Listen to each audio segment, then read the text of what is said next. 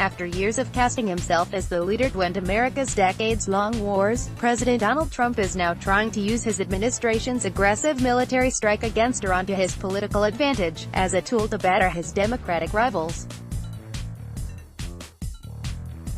Trump and his conservative allies are hitting the airwaves and social media to portray Democrats as Iran sympathizers for questioning the president's decision to kill Iranian general Qasem Soleimani, leaning into patriotism and national security threats ahead of the 2020 election as a way to cast the Democrats as the weaker party. Story continued below. The president took out the world's most threatening terrorist and the Democrats are trying to take out the president.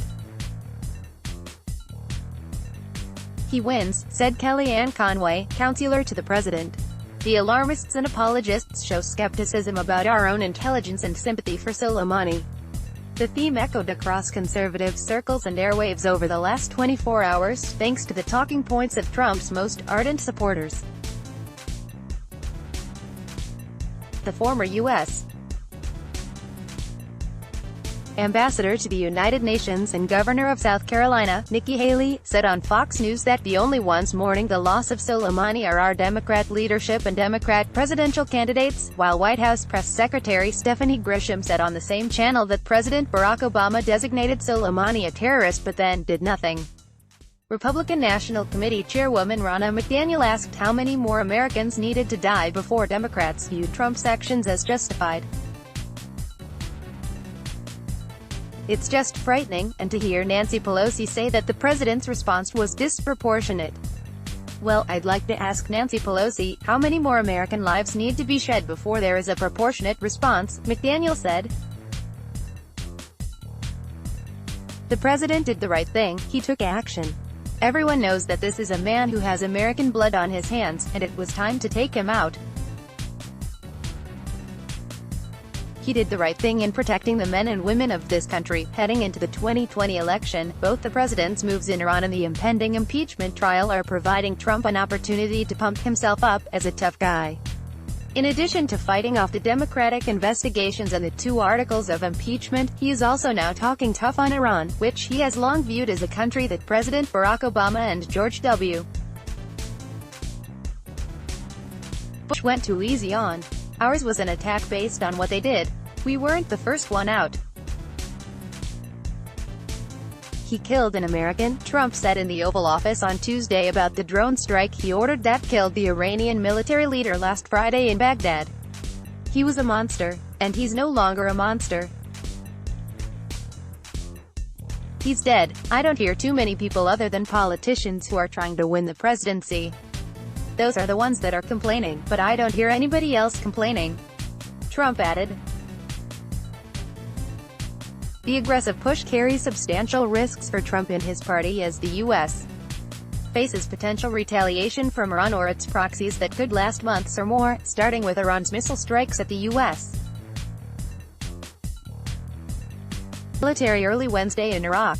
If Trump's gamble leads Americans into another dangerous and costly war in the Middle East, voters could strike back at the GOP in November, and Trump could alienate voters attracted to his campaign promises of extracting the U.S.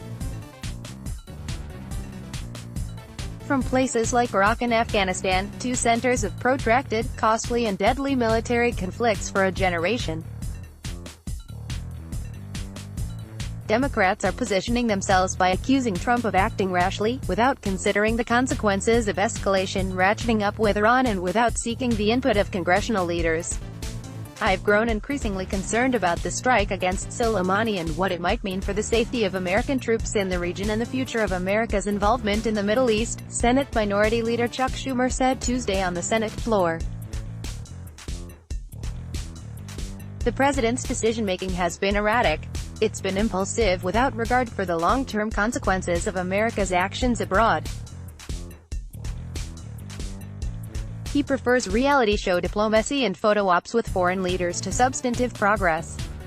As a result, the president's foreign policy has been dangerously incompetent.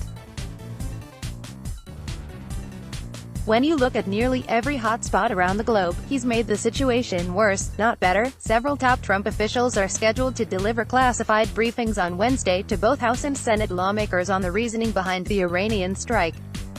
In the meantime, Democratic presidential hopefuls like former Vice President Joe Biden have also jumped in to criticize the president's actions. Following a fundraiser in New York, Biden called out Trump for shifting explanations on Iran instead of level-headed words meant to dial down the tensions. If there was an imminent threat that required this extraordinary action, then we are owed an explanation and the facts to back it up, Biden said. Apart from calling Soleimani a monster and speaking in broad terms about an imminent threat, the Trump administration has not yet offered up a detailed explanation about why it opted to kill the Iranian general at this particular juncture. Trump himself has gone from a relative isolationist on the global stage to a chest-thumping interventionist president within the last week. And Republicans are following his lead, focusing on the contrast with Democrats. One former top Trump campaign official argued the Iranian strike actually puts Joe Biden in a bind, instead of Trump.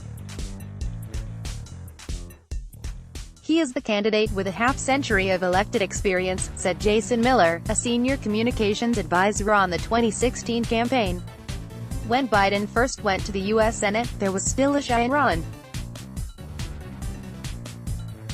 When Trump talks about failed foreign policy with Iran going back decades, Biden is literally the embodiment of that. Daniel Lippman contributed to this report. Let's block ads. Why?